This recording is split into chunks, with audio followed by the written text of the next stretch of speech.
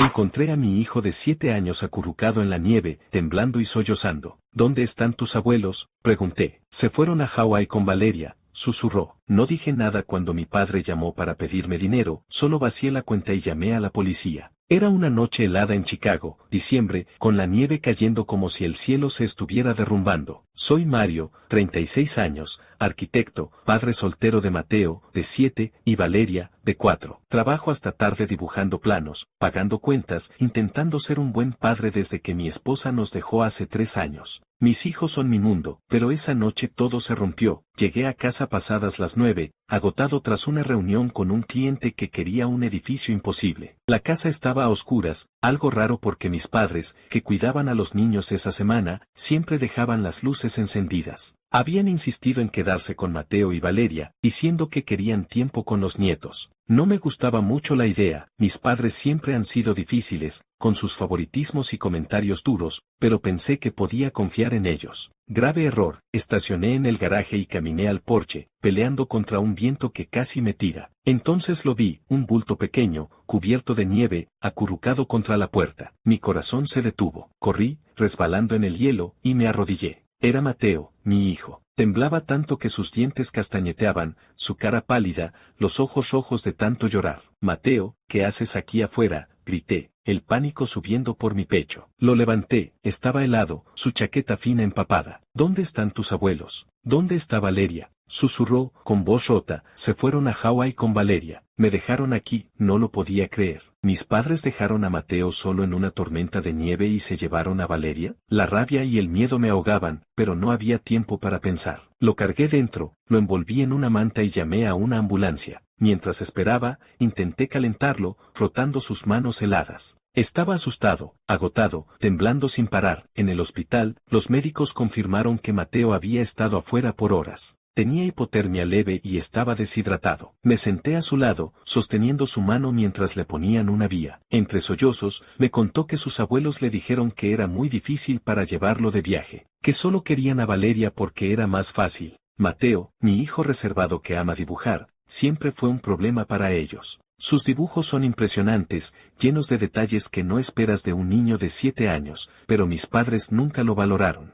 Siempre lo llamaban raro o problemático. Mis padres siempre prefirieron a Valeria. Decían que era encantadora, una niña risueña. Mateo, con su forma callada, nunca encajó en su idea de nieto perfecto. Pero dejarlo solo en la nieve mientras se llevaban a su hermana a Hawái era algo que nunca imaginé. La traición me quemaba. Mientras Mateo dormía en el hospital, sonó mi teléfono. Era mi padre, con voz relajada, como si nada. El viaje a Hawái salió caro, Mario. Mándanos unos miles y lo resolvemos. Ni una palabra sobre Mateo. Colgué, con una rabia que apenas podía controlar. Revisé mi cuenta bancaria, faltaban $15,000 del fondo universitario de los niños. Mis padres tenían acceso para emergencias.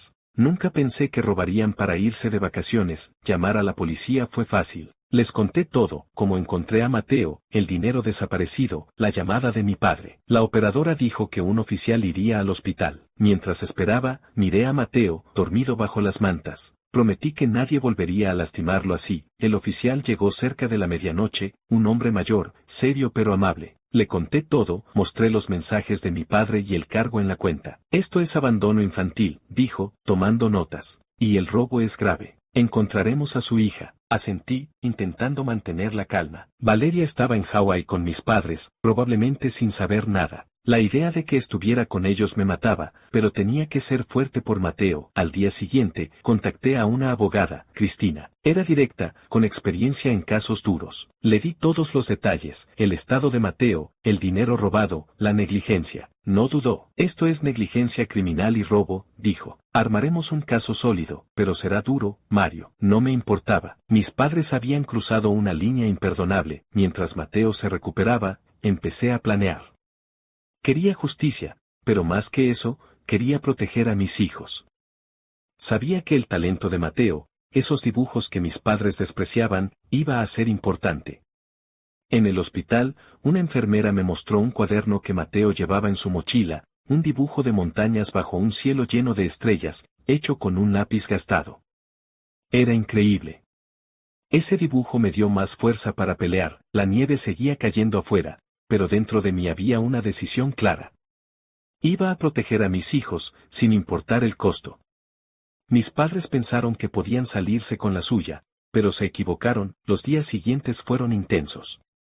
Los médicos dieron a Mateo el alta después de 2 días, pero recomendaron terapia para ayudarlo a procesar lo que pasó. Contraté a una cuidadora temporal para que estuviera con él mientras trabajaba en el caso con Cristina. La policía me dijo que estaban coordinando con las autoridades en Hawái para localizar a mis padres y a Valeria. Cada hora sin saber de ella era una tortura, pero tenía que mantener la cabeza fría. Cristina me explicó que el caso no sería solo penal. Podíamos presentar una demanda civil para recuperar el dinero robado y pedir daños por lo que le hicieron a Mateo. Los registros bancarios y el informe médico de Mateo serían pruebas clave.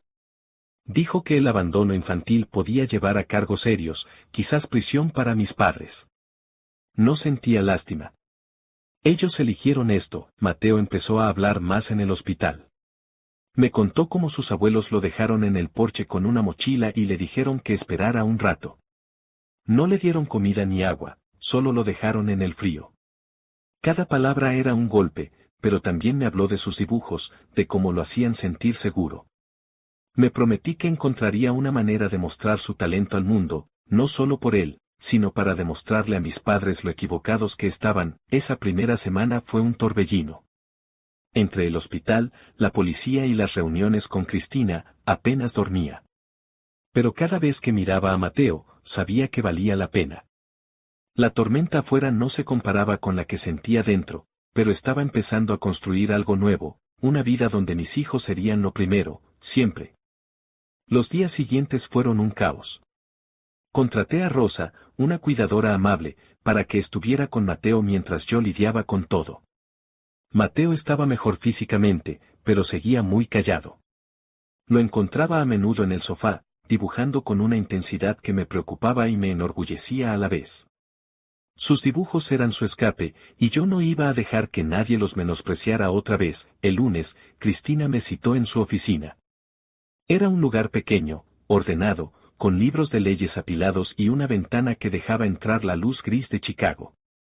Llevé una carpeta con todo, el informe médico de Mateo, los extractos bancarios mostrando el robo de $15,000 y los mensajes de mi padre. Cristina revisó los documentos con calma. Esto es sólido, Mario, dijo, ajustándose las gafas. El abandono infantil es grave, y el robo nos da una buena base para una demanda civil. Pero necesitamos más para que el caso penal sea irrefutable. ¿Tienes algo que muestre cómo trataban tus padres a los niños antes? Pensé en los últimos años. Mis padres siempre fueron duros con Mateo. Lo criticaban por ser poco sociable o por pasar horas dibujando en lugar de jugar como otros niños. Valeria, en cambio, era su favorita.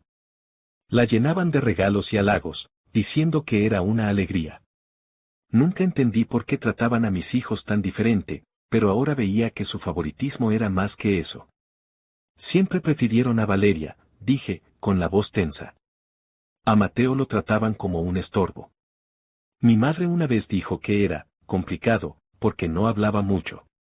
Pero nunca imaginé que lo abandonarían. Cristina tomó notas. Eso ayuda. Muestra un patrón de negligencia. Alguna vez dejaron a Mateo solo antes. Recordé un par de veces que se llevaron a Valeria a pasear y dejaron a Mateo conmigo sin explicaciones. Pensé que era porque él prefería quedarse dibujando, pero ahora lo veía diferente. Sí, unas pocas veces. Decían que Mateo no quería ir, pero nunca le preguntaban. Vamos a necesitar testigos, dijo Cristina. ¿Alguien más vio cómo trataban a tus hijos? Vecinos, amigos, alguien de la escuela. Pensé en la señora Rivera, la maestra de Mateo. Siempre elogiaba sus dibujos y decía que era especial, aunque reservado. También recordé a Laura, una vecina que comentó que mis padres parecían obsesionados con Valeria. Les pedí que hablaran con Cristina, y aceptaron. La policía seguía buscando a mis padres y a Valeria. Me informaron que habían rastreado sus vuelos a Hawái y estaban en un resort en Maui. La idea de que estuvieran en una playa, gastando el dinero robado mientras Mateo temblaba en la nieve, me revolvía el estómago. Dijeron que estaban coordinando con las autoridades locales para traer a Valeria, pero podía tomar días. Cada hora sin ella era un peso más. Esa noche, encontré a Mateo dibujando en la sala. Me senté a su lado. ¿Qué haces, pequeño?, pregunté. Era un barco en un océano tormentoso, con un faro al fondo. Los detalles eran impresionantes, las olas parecían vivas, el faro brillaba. Es para Valeria, dijo bajito. Para que encuentre el camino a casa. Se me hizo un nudo en la garganta. Es increíble, Mateo. Ella volverá pronto, te lo prometo. Después de que se durmió, revisé su cuaderno. Había paisajes, animales, retratos de Valeria y de mí. Cada dibujo era una ventana a su mundo, un mundo que mis padres nunca entendieron. Recordé que la señora Rivera me habló de un concurso nacional de arte para niños. Había insistido en que Mateo participara, pero yo estaba tan ocupado que lo dejé pasar.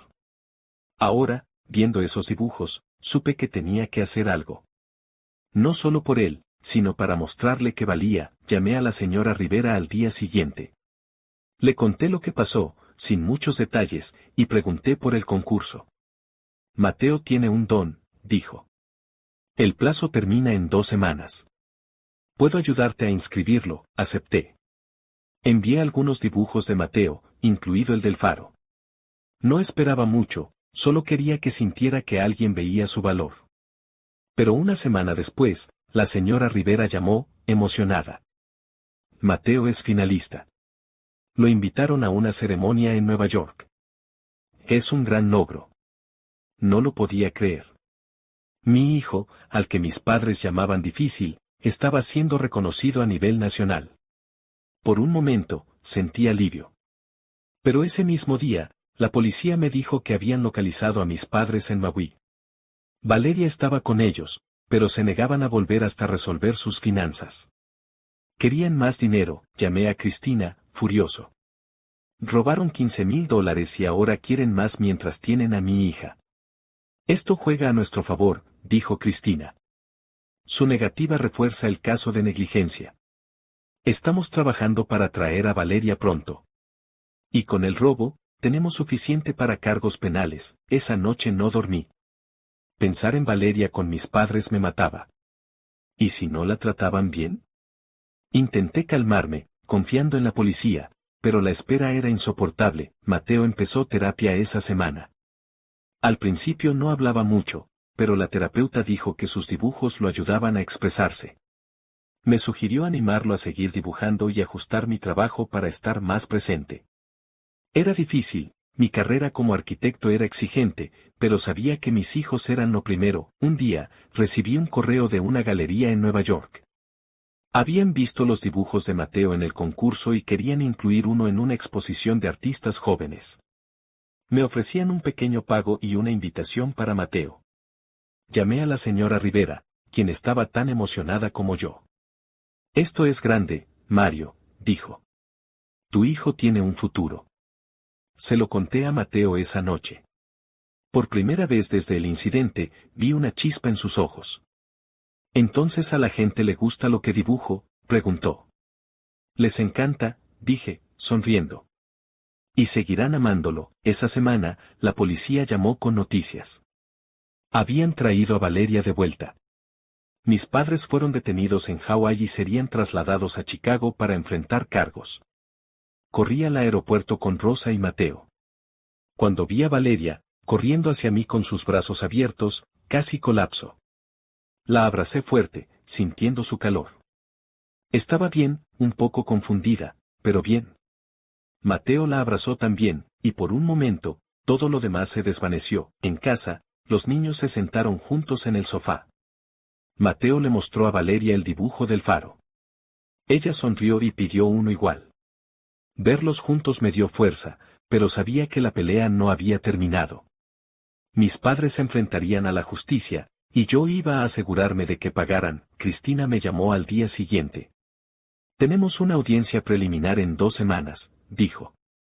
Con las pruebas, el caso penal es fuerte. En la demanda civil, podemos obligarlos a devolver el dinero y pagar daños. Pero será duro, Mario. ¿Estás listo? dije. Por mis hijos, haré lo que sea. La tormenta de nieve había pasado, pero la batalla apenas comenzaba. Con Mateo y Valeria a mi lado, y el talento de mi hijo empezando a brillar, sentía que podíamos enfrentarlo todo. Las semanas antes de la audiencia fueron un torbellino. Me dividía entre cuidar a los niños, trabajar en planos y reunirme con Cristina. Valeria se adaptó rápido a estar de vuelta, llenando la casa con risas, aunque a veces preguntaba por sus abuelos. No sabía cómo explicarle lo que hicieron, así que la abrazaba y le decía que ahora estábamos juntos. Mateo seguía callado, pero sus dibujos eran más vivos, como si volcara todo su mundo en ellos. Cada trazo era una forma de sanar, y yo estaba decidido a proteger eso. Cristina me mantuvo al tanto. Teníamos pruebas sólidas, el informe médico de Mateo, los extractos bancarios mostrando el robo de $15,000, los mensajes de mi padre. Un vecino nos dio un video de seguridad que mostraba el auto de mis padres saliendo de mi casa esa noche, dejando a Mateo en el porche. Verlo fue como un golpe, pero Cristina dijo que era clave para el caso penal.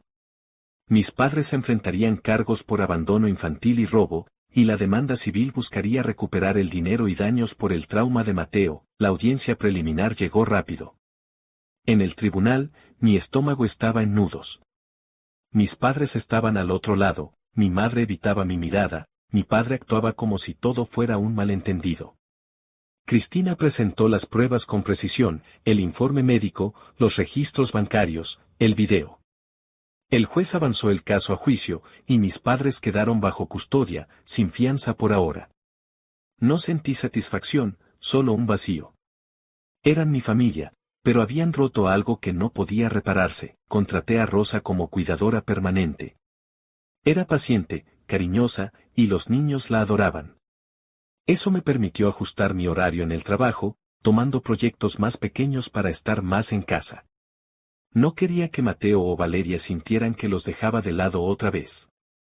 Empecé a llevar a Mateo a sus sesiones de terapia, donde la terapeuta me dijo que sus dibujos eran su manera de procesar el dolor. Me sugirió animarlo a seguir creando y estar más presente. Era difícil con mi carrera de arquitecto, pero sabía que mis hijos eran lo primero. Un día, mientras desayunábamos, recibí una llamada de la galería en Nueva York. El dibujo del faro de Mateo no solo fue seleccionado, sino que ganó el primer lugar en el concurso nacional. Me quedé sin palabras. Mateo, frente a su cereal, me miró confundido. ¿Qué pasa, papá?, preguntó. Sonreí, conteniendo las lágrimas. Ganaste, pequeño. Tu dibujo es el mejor del país. Nos invitaron a Nueva York para la exposición, sus ojos se iluminaron. ¿De verdad? ¿Les gustó? Les encantó, dije, abrazándolo. Valeria aplaudió, gritando que quería ver el dibujo de Mateo. Celebramos con pizza y helado la primera noche en semanas que sentí algo de alegría. Por un momento, el peso en mi pecho se aligeró. El viaje a Nueva York fue una aventura. Mateo estaba nervioso, pero no paraba de dibujar nubes desde el avión. Valeria hablaba sin parar de los rascacielos. La galería era elegante, con paredes blancas y luces brillantes. El dibujo de Mateo, el faro en el océano tormentoso, estaba en el centro, enmarcado con su nombre en una placa. Verlo allí me llenó de orgullo. Mateo sonrió, algo raro desde esa noche en la nieve. Una mujer se acercó, la directora de la galería, con pelo plateado y voz suave. Su hijo tiene un talento único, dijo. Hemos tenido ofertas por este dibujo. ¿Quieren venderlo? Miré a Mateo. Es tu dibujo, pequeño. ¿Qué quieres? Que se quede aquí, dijo tras pensarlo. Para que la gente lo vea. La directora asintió. Podemos mantenerlo en exposición permanente. Nos gustaría trabajar con Mateo en el futuro. Ese momento fue un cambio. Mateo, el niño que mis padres descartaron como difícil, era reconocido por extraños al otro lado del país. Era una validación para él y una prueba de que hice lo correcto al pelear por mis hijos. De vuelta en Chicago, llegó el juicio penal. Fue duro escuchar los detalles, ver a mis padres en el banquillo. Cristina presentó el caso con fuerza, el abandono, el robo, la negligencia. La señora Rivera testificó sobre el talento de Mateo y cómo sus abuelos lo ignoraban. Laura, la vecina, habló del favoritismo hacia Valeria. El video del porche fue la estocada final. El jurado los declaró culpables de abandono infantil y robo. Mi padre recibió 2 años de prisión, mi madre, 1, con condicional. No sentí alegría, solo alivio, la demanda civil fue otro golpe. El juez ordenó que mis padres devolvieran los $15,000 y pagaran daños por el trauma de Mateo. Vendieron su casa para cubrirlo, perdiendo casi todo. No me importó. El dinero volvió al fondo universitario y añadí más para protegerlo. No quería que mis hijos volvieran a pagar por los errores de otros, la vida empezó a asentarse. Ajusté mi trabajo, tomando proyectos que me daban flexibilidad. Rosa se volvió parte de la familia, ayudando con los niños. Mateo siguió dibujando, y sus obras aparecieron en exposiciones locales. La Galería de Nueva York lo invitó a talleres de arte para niños talentosos. Valeria empezó a pintar, inspirada por su hermano. Verlos en la mesa de la cocina, con lápices y acuarelas, era mi nuevo lugar favorito. La terapia ayudó a Mateo. Hablaba más, aunque seguía reservado.